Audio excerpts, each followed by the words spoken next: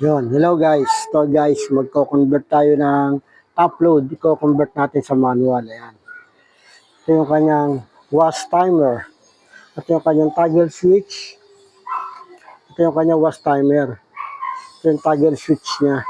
Ito yung kanyang spin timer.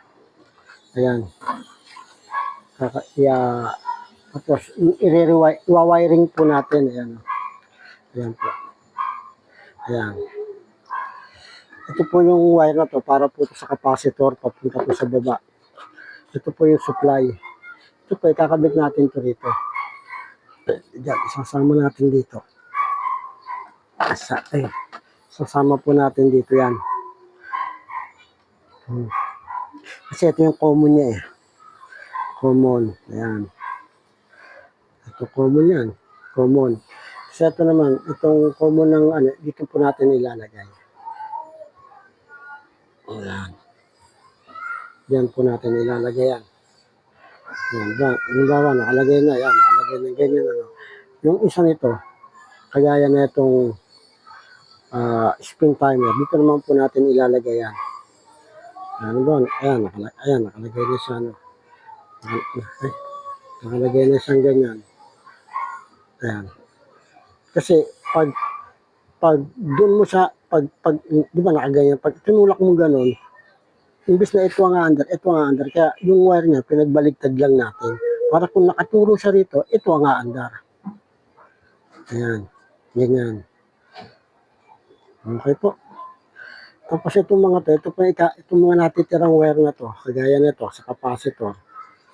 Itong mga to, ikakabit po natin to sa kanyang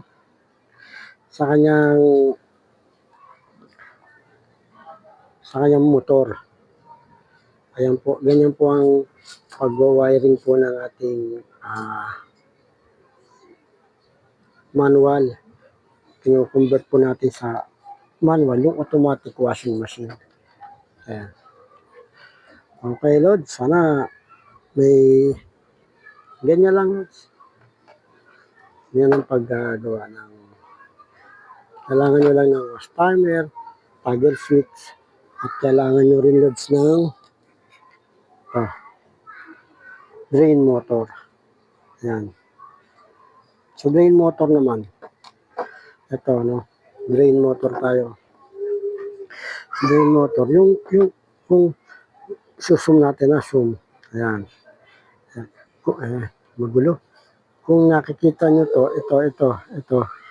Ayan. At saka ito.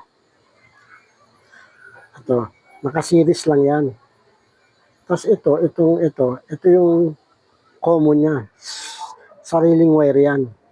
220 po tayo. 220. Okay. Kopya na, Lods. Salamat. Ayan po ang paggawa ng ating kita nyo, mga wire nyo. Okay. Sige po. Wala pa yung order. Hindi pa dumarating yung order natin na drain motor. Pag dumating yun,